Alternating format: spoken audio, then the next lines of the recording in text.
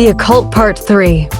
Spiritualism is a social religious movement popular in the 19th and early 20th centuries, according to which an individual's awareness persists after death and may be contacted by the living. The afterlife, or the spirit world, is seen by spiritualists not as a static place, but as one in which spirits continue to interact and evolve. These two beliefs that contact with spirits is possible and that spirits are more advanced than humans lead spiritualists to the belief that spirits are capable of advising the living on moral and ethical issues and the nature of God. Some spiritualists follow spirit guides, specific spirits relied upon for spiritual direction. Emanuel Swedenborg has some claim to be the father of spiritualism. The movement developed and reached its largest following from the 1840s to the 1920s, especially in English-speaking countries. It flourished for a half-century without canonical texts or formal organization, attaining cohesion through periodicals, tours by trance lecturers, camp meetings, and the missionary activities of accomplished mediums. Many prominent spiritualists were women, and like most spiritualists, supported causes such as the abolition of slavery and women's suffrage. By the late 1880s, the credibility of the informal movement had weakened due to accusations of fraud perpetrated by mediums, and formal spiritualist organizations began to appear. Spiritualism is currently practiced primarily through various denominational spiritualist churches in the U.S., Canada, and the United Kingdom. Spiritualists believe in the possibility of communication with the spirits of dead people, whom they regard as discarnate humans. They believe that spirit mediums are gifted to carry on such communication, but that anyone may become a medium through study and practice. They believe that spirits are capable of growth and perfection, progressing through higher spheres or planes, and that the afterlife is not a static state, but one in which spirits evolve. The two beliefs that contact with spirits is possible, and that spirits may dwell on a higher plane lead to a third belief, that spirits can provide knowledge about moral and ethical issues, as well as about God and the afterlife. Many believers therefore speak of spirit guides, specific spirits, often contacted and relied upon for worldly and spiritual guidance. According to spiritualists, anyone may receive spirit messages, but formal communication sessions, seances, are held by mediums who claim thereby to receive information about the afterlife. Spiritualism was equated by some Christians with witchcraft. This 1865 broadsheet, published in the United States, also blamed spiritualism for causing the American Civil War. As an informal movement, spiritualism does not have a defined set of rules, but various spiritualist organizations within the United States have adopted variations on some or all of a declaration of principles, developed between 1899 and 1944. In October 1899, a 6-article Declaration of Principles was adopted by the National Spiritualist Association, NSA, at a convention in Chicago, Illinois.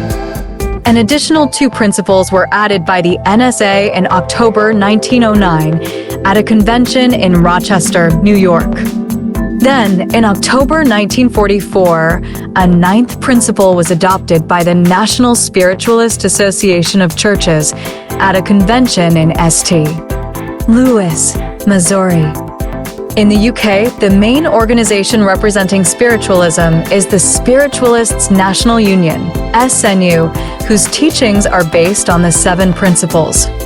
Spiritualism first appeared in the 1840s in the burned-over district of upstate New York, where earlier religious movements such as Millerism and Mormonism had emerged during the Second Great Awakening.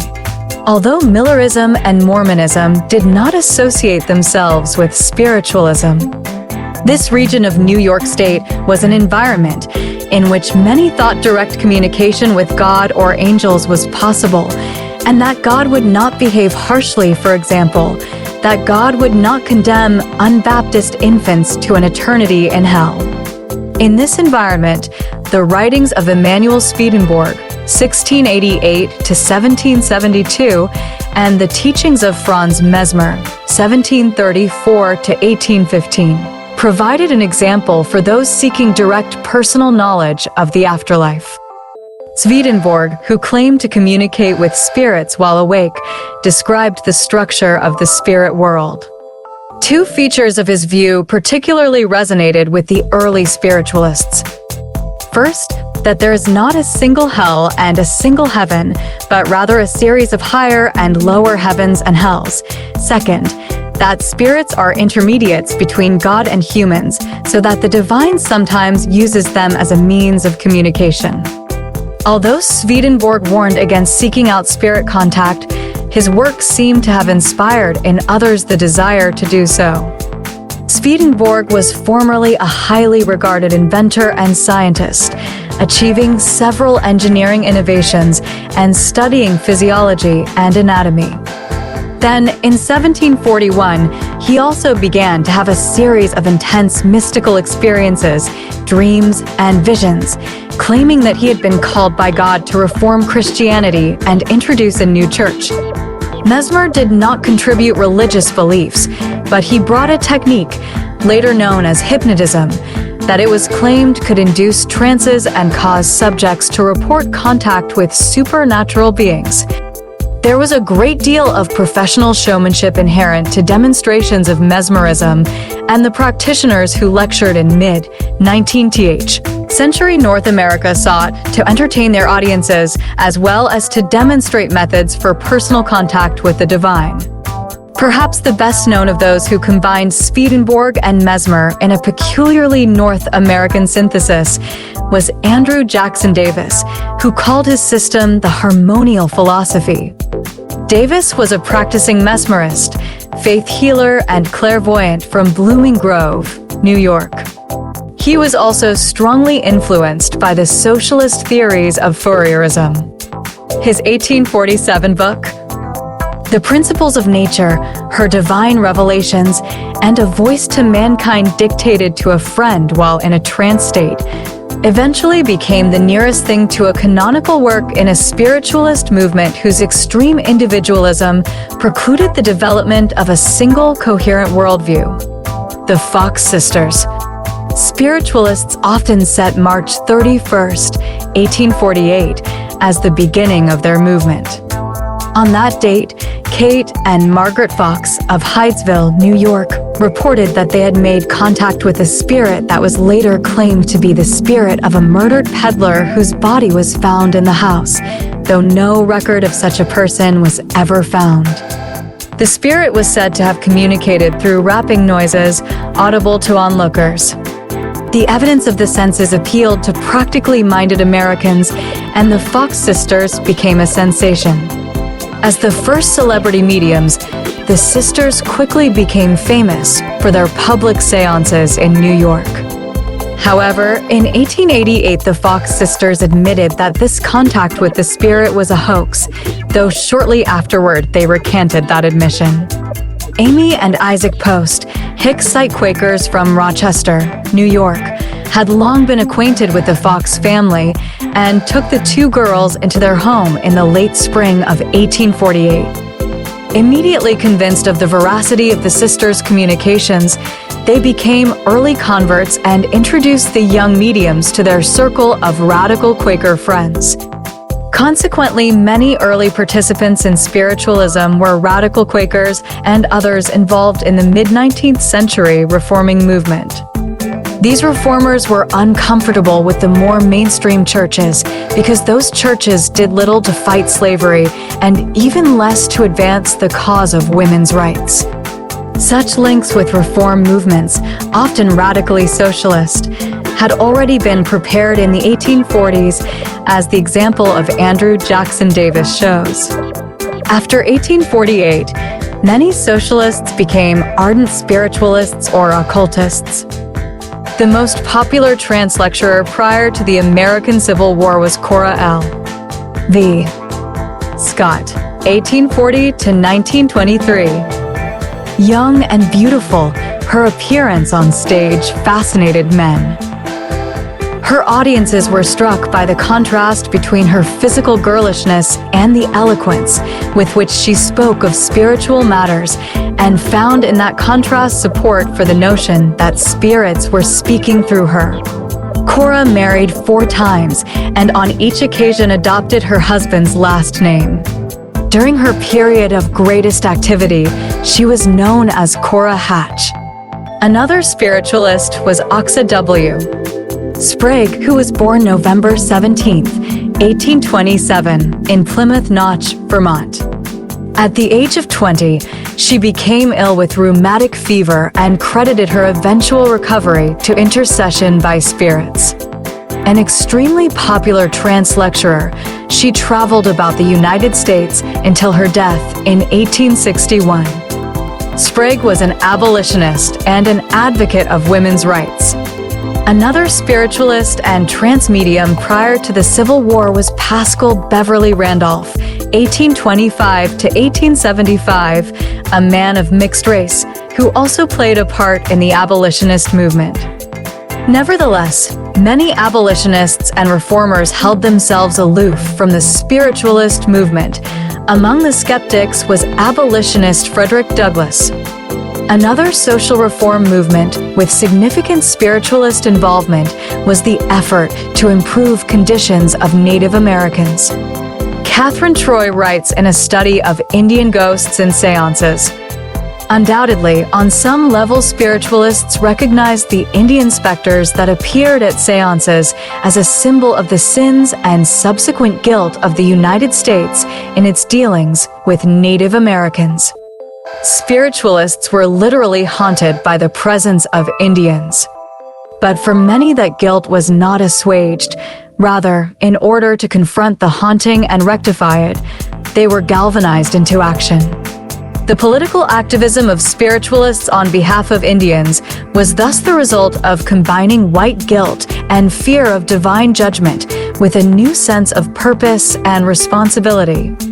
In the years following the sensation that greeted the Fox sisters, demonstrations of mediumship, seances, and automatic writing, for example, proved to be a profitable venture, and soon became popular forms of entertainment and spiritual catharsis. The Fox sisters earned a living this way, and others followed their lead. Showmanship became an increasingly important part of spiritualism, and the visible, audible, and tangible evidence of spirits escalated as mediums competed for paying audiences. As independent investigating commissions repeatedly established, most notably the 1887 report of the Seibert Commission, fraud was widespread, and some of these cases were prosecuted in the courts. Despite numerous instances of chicanery, the appeal of spiritualism was strong. Prominent in the ranks of its adherents were those grieving the death of a loved one. Many families during the time of the American Civil War had seen their men go off and never return, and images of the battlefield, produced through the new medium of photography, demonstrated that their loved ones had not only died in overwhelmingly huge numbers, but horribly as well. One well-known case is that of Mary Todd Lincoln, who, grieving the loss of her son, organized seances in the White House, which were attended by her husband, President Abraham Lincoln. The surge of spiritualism during this time, and later during World War I, was a direct response to those massive battlefield casualties. In addition, the movement appealed to reformers, who fortuitously found that the spirits favored such causes du jour as abolition of slavery and equal rights for women. It also appealed to some who had a materialist orientation and rejected organized religion. In 1854, the utopian socialist Robert Owen was converted to spiritualism after sittings with the American medium Maria B. Hayden. Credited with introducing spiritualism to England, Owen made a public profession of his new faith in his publication The Rational Quarterly Review, and later wrote a pamphlet, The Future of the Human Race, or Great Glorious and Future Revolution, to be effected through the agency of departed spirits of good and superior men and women. A number of scientists who investigated the phenomenon also became converts. They included chemist and physicist William Crookes, 1832 to 1919, evolutionary biologist Alfred Russel Wallace, 1823 to 1913, and physicist Sir Oliver Lodge. Nobel laureate Pierre Curie was impressed by the mediumistic performances of Eusapia Palladino and advocated their scientific study. Other prominent adherents included journalist and pacifist William T. Stead, 1849 to 1912, and physician and author Arthur Conan Doyle, 1859 to 1930. Doyle, who lost his son Kingsley in World War I, was also a member of the Ghost Club. Founded in London in 1862, its focus was the scientific study of alleged paranormal activities in order to prove or refute the existence of paranormal phenomena. Members of the club included Charles Dickens, Sir William Crookes, Sir William F. Barrett, and Harry Price. The paraseances of Eusapia Palladino were attended by an enthusiastic Pierre Curie and a dubious Marie Curie. Thomas Edison wanted to develop a spirit phone, an ethereal device that would summon to the living the voices of the dead and record them for posterity. The claims of spiritualists and others as to the reality of spirits were investigated by the Society for Psychical Research, founded in London in 1882. The society set up a committee on haunted houses. Prominent investigators who exposed cases of fraud came from a variety of backgrounds, including professional researchers such as Frank Podmore of the Society for Psychical Research and Harry Price of the National Laboratory of Psychical Research, and professional conjurers such as John Neville Maskelyne. Maskelyne exposed the Davenport brothers by appearing in the audience during their shows and explaining how the trick was done. The psychical researcher Hugh Ward Carrington exposed fraudulent mediums tricks, such as those used in slate writing, table turning, trumpet mediumship, materializations, sealed letter reading, and spirit photography. The skeptic Joseph McCabe, in his book Is Spiritualism Based on Fraud? 1920, documented many fraudulent mediums and their tricks. Magicians and writers on magic have a long history of exposing the fraudulent methods of mediumship. During the 1920s, professional magician Harry Houdini undertook a well-publicized campaign to expose fraudulent mediums. He was adamant that up to the present time, everything that I have investigated has been the result of deluded brains. Other magician or magic author debunkers of spiritualist mediumship have included Chung Ling Soo, Henry Evans, Julian Proskauer, Fulton Ausler, Joseph Dunninger, and Joseph Rinn. In February 1921, Thomas Lynn Bradford, in an experiment designed to ascertain the existence of an afterlife, committed suicide in his apartment by blowing out the pilot light on his heater and turning on the gas. After that date, no further communication from him was received by an associate whom he had recruited for the purpose. The movement quickly spread throughout the world, though only in the United Kingdom did it become as widespread as in the United States. Spiritualist organizations were formed in America and Europe, such as the London Spiritualist Alliance, which published a newspaper called The Light, featuring articles such as Evenings at Home and Spiritual Seance, Ghosts in Africa, and chronicles of spirit photography, advertisements for mesmerists and patent medicines, and letters from readers about personal contact with ghosts. In Britain, by 1853, invitations to tea among the prosperous and fashionable often included table turning, a type of seance in which spirits were said to communicate with people seated around a table by tilting and rotating the table. By 1897, spiritualism was said to have more than 8 million followers in the United States and Europe, mostly drawn from the middle and upper classes. Spiritualism was mainly a middle and upper class movement, and especially popular with women. American spiritualists would meet in private homes for seances, at lecture halls for trance lectures, at state or national conventions, and at summer camps attended by thousands. Among the most significant of the camp meetings were Camp Etna in Etna, Maine, Onset Bay Grove in Onset, Massachusetts, Lily Dale in western New York State, Camp Chesterfield in Indiana, the Woniwak Spiritualist Camp in Woniwak, Wisconsin, and Lake Pleasant in Montague, Massachusetts. In founding camp meetings, the spiritualists appropriated a form developed by U.S. Protestant denominations in the early 19th century. Spiritualist camp meetings were located most densely in New England, but were also established across the upper Midwest. Cassadaga, Florida, is the most notable spiritualist camp meeting in the southern states. A number of spiritualist periodicals appeared in the 19th century, and these did much to hold the movement together. Among the most important were the weeklies The Banner of Light, Boston, the Religio-Philosophical Journal, Chicago, Mind and Matter, Philadelphia, The Spiritualist, London, and The Medium, London. Other influential periodicals were the Revue Spirite, France, Lou Messager, Belgium, Annali dello Spiritismo, Italy, El Criterio Espiritista, Spain, and The Harbinger of Light, Australia. By 1880, there were about 36 monthly spiritualist periodicals published around the world.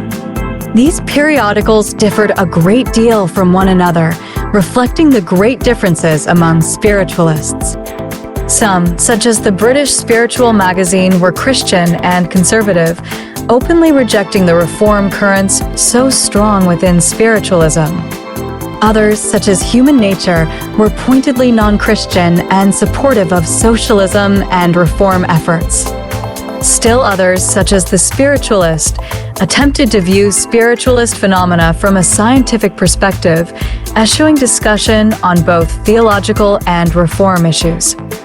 Books on the supernatural were published for the growing middle class, such as 1852's Mysteries by Charles Eliot, which contains sketches of spirits and spiritual things, including accounts of the Salem witch trials, the Lane Ghost, and the Rochester Rappings.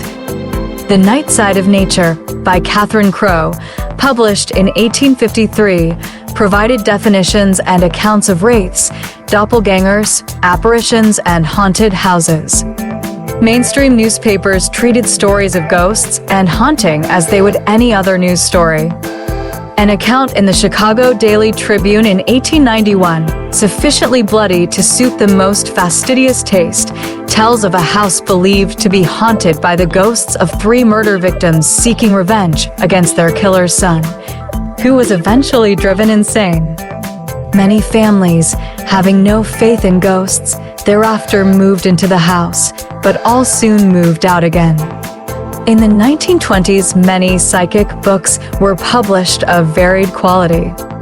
Such books were often based on excursions initiated by the use of Ouija boards. A few of these popular books displayed unorganized spiritualism, though most were less insightful. The movement was extremely individualistic, with each person relying on his or her own experiences and reading to discern the nature of the afterlife. Organization was therefore slow to appear, and when it did, it was resisted by mediums and trance lecturers. Most members were content to attend Christian churches, and particularly Universalist churches harbored many spiritualists.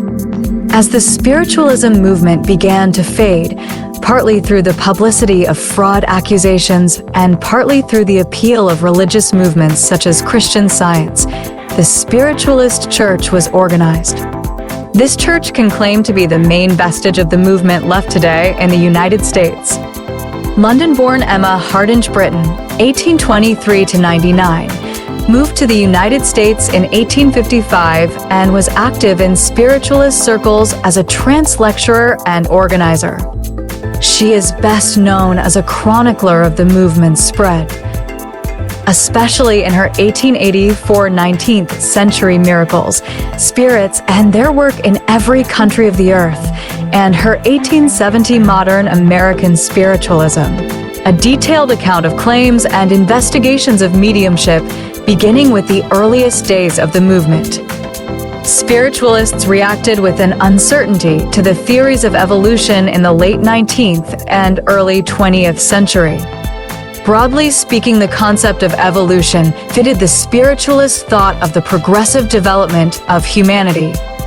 At the same time, however, the belief in the animal origins of humanity threatened the foundation of the immortality of the spirit, for if humans had not been created by God, it was scarcely plausible that they would be specially endowed with spirits. This led to spiritualists embracing spiritual evolution. The spiritualists' view of evolution did not stop at death. Spiritualism taught that after death, spirits progressed to spiritual states in new spheres of existence. According to spiritualists, evolution occurred in the spirit world at a rate more rapid and under conditions more favorable to growth than encountered on Earth. In a talk at the London Spiritualist Alliance, John Page Hobbes, 1834 to 1911, supported both evolution and spiritualism. Hobbes claimed humanity had started off imperfect, out of the animal's darkness, but would rise into the angel's marvelous light. Hobbes claimed humans were not fallen, but rising creatures, and that after death they would evolve on a number of spheres of existence to perfection. Theosophy is in opposition to the spiritualist interpretation of evolution. Theosophy teaches a metaphysical theory of evolution mixed with human devolution. Spiritualists do not accept the devolution of the theosophists. To theosophy, humanity starts in a state of perfection and falls into a process of progressive materialization, devolution, developing the mind and losing the spiritual consciousness. After the gathering of experience and growth, through repeated reincarnations, humanity will regain the original spiritual state, which is now one of self-conscious perfection. Theosophy and spiritualism were both very popular metaphysical schools of thought, especially in the early 20th century, and thus were always clashing in their different beliefs. Madame Blavatsky was critical of spiritualism. She distanced theosophy from spiritualism as far as she could and allied herself with Eastern occultism. One medium who rejected evolution was Cora L.V. Scott. She dismissed evolution in her lectures and instead supported a type of pantheistic spiritualism. The spiritualist Gerald Massey wrote that Darwin's theory of evolution was incomplete. Alfred Russel Wallace believed qualitative novelties could arise through the process of spiritual evolution, in particular the phenomena of life and mind. Wallace attributed these novelties to a supernatural agency. Later in his life, Wallace was an advocate of spiritualism and believed in an immaterial origin for the higher mental faculties of humans. He believed that evolution suggested that the universe had a purpose and that certain aspects of living organisms are not explainable in terms of purely materialistic processes, in a 1909 magazine article entitled The World of Life, which he later expanded into a book of the same name. Wallace argued in his 1911 book World of Life for a spiritual approach to evolution and described evolution as creative power, directive mind, and ultimate purpose. Wallace believed natural selection could not explain intelligence or morality in the human being, so suggested that non-material spiritual forces accounted for these. Wallace believed the spiritual nature of humanity could not have come about by natural selection alone. The origins of the spiritual nature must originate in the unseen universe of spirit. Oliver Lodge also promoted a version of spiritual evolution in his books Man and the Universe, 1908, Making of Man, 1924, and Evolution and Creation, 1926. The spiritualist element in the synthesis was most prominent in Lodge's 1916 book Raymond, or Life and Death, which revived a large interest for the public in the paranormal. Allan Kardec promoted a version of spiritualism, Spiritism, which combined spiritual evolution with reincarnation, popularized by French Romantic socialists. Spiritism also established a peculiar relationship with the philosophy of positivism. While positivism rejected theological and metaphysical explanations, valuing only empirical and scientific knowledge, Kardec sought to integrate this vision with the belief in the existence of the spirit and in communication with the dead. Thus, Spiritism presented itself as a positive faith, attempting to reconcile the rational and investigative method of positivism with the belief in the immortality of the soul and in reincarnation. Kardec appropriated the scientific language of the time to give legitimacy to his doctrine, structuring it as a kind of spiritual science that offered evidence of life after death and promoted a reforming morality in a context of social and religious crisis in the 19th century. After the 1920s, spiritualism evolved in 3 different directions, all of which exist today. The first of these continued the tradition of individual practitioners, organized in circles centered on a medium and clients, without any hierarchy or dogma. Already by the late 19th century, spiritualism had become increasingly syncretic, a natural development in a movement without central authority or dogma. Today, among these unorganized circles, spiritualism is similar to the New Age movement. However, theosophy, with its inclusion of Eastern religion, astrology, ritual magic, and reincarnation, is an example of a closer precursor of the 20th century New Age movement. Today's syncretic spiritualists are quite heterogeneous in their beliefs regarding issues such as reincarnation or the existence of God. Some appropriate New Age and neo-pagan beliefs, while others call themselves Christian spiritualists, continuing with the tradition of cautiously incorporating spiritualist experiences into their Christian faith. Spiritualism also influenced art, having a pervasive influence on artistic consciousness, with spiritualist art having a huge impact on what became modernism and therefore art today. Spiritualism also inspired the pioneering abstract art of Vasily Kandinsky, Pete Mondrian, Casimir Malevich, Hilma A.F. Klint, Georgiana Houghton, and František Kupka. Spiritualist Church.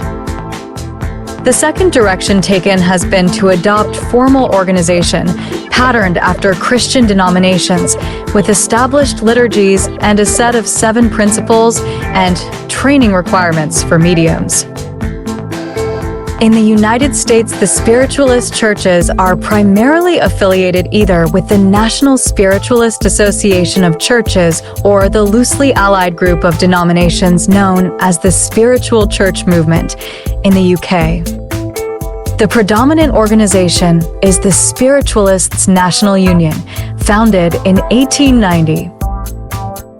Formal education in spiritualist practice emerged in 1920s, with organizations like the William T. Stead Center in Chicago, Illinois, and continue today with the Arthur Findlay College at Stansted Hall in England, and the Morris Pratt Institute in Wisconsin, United States. Diversity of belief among organized spiritualists has led to a few schisms, the most notable occurring in the UK. In 1957, between those who held the movement to be a religion sui generis of its own with unique characteristics and a minority who held it to be a denomination within Christianity.